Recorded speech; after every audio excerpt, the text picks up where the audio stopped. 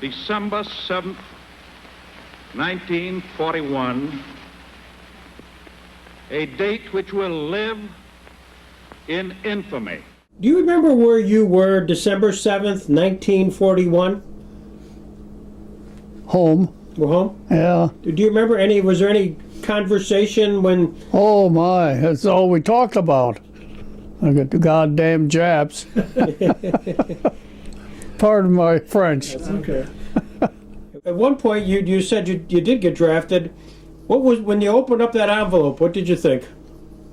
Really glad that they drafted me because I wanted to go fight. And I was just as anxious to come home when it was over. I think it was December 44, yeah.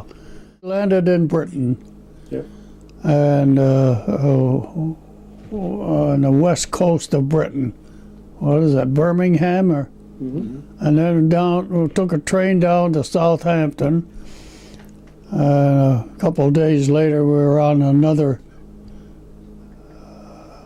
transport, I think it was.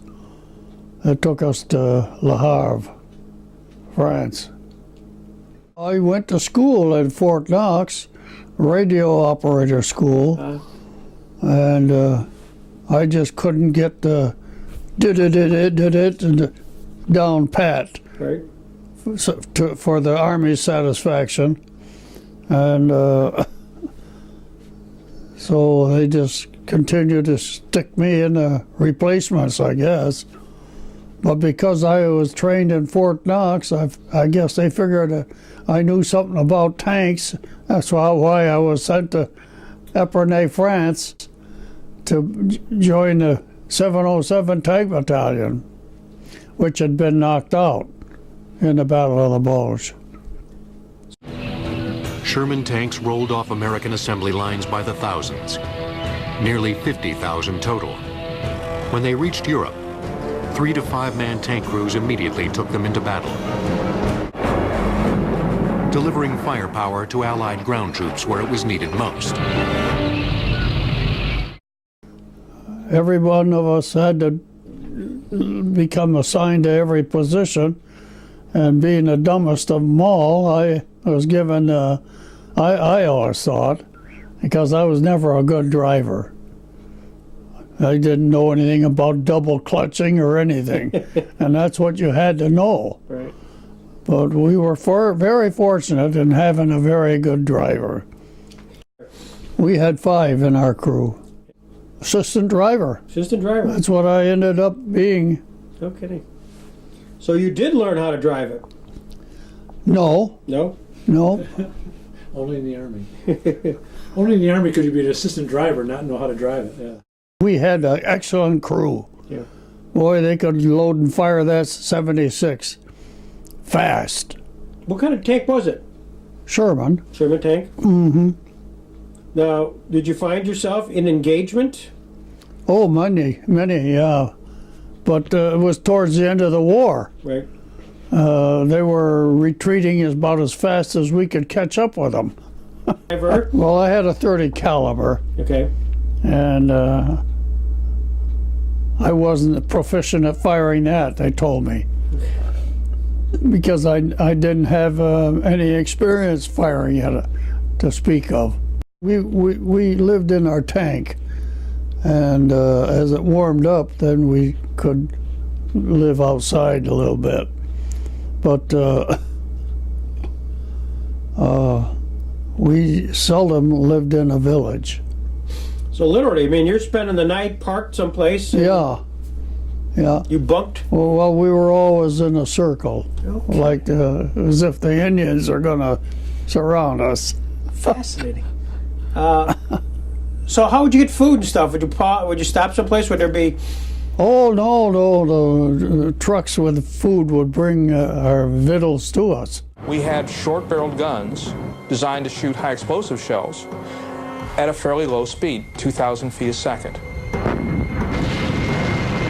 The German guns would shoot a solid shot at 3,500 feet per second.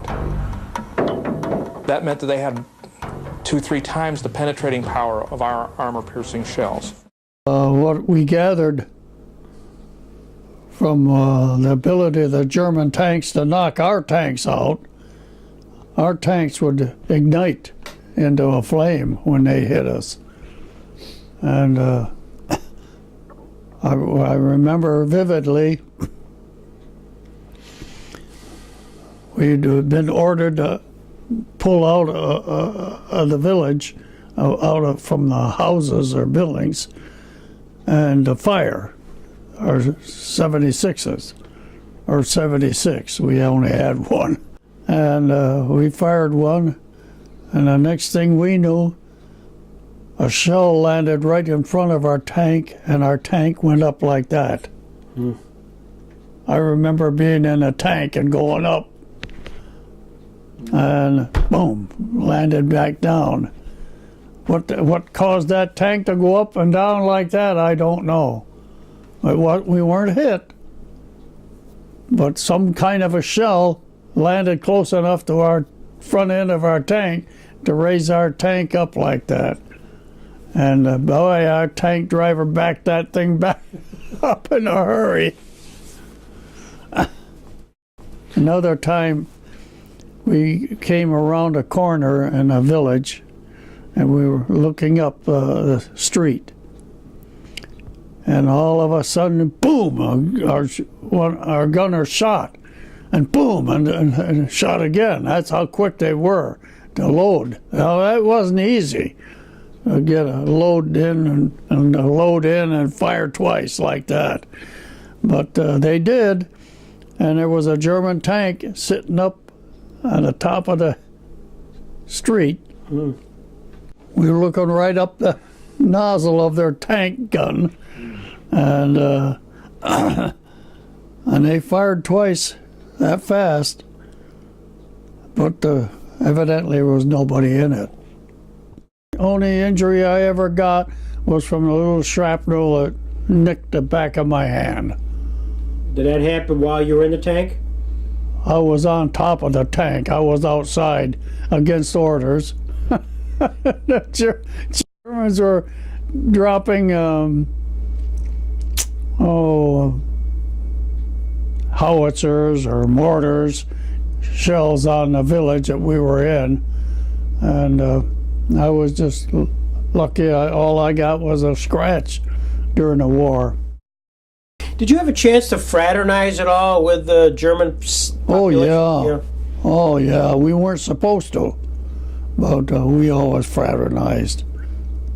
In what sense? Were you eating, drinking, dating? An attractive German girl wanted to fraternize, we'd fraternize.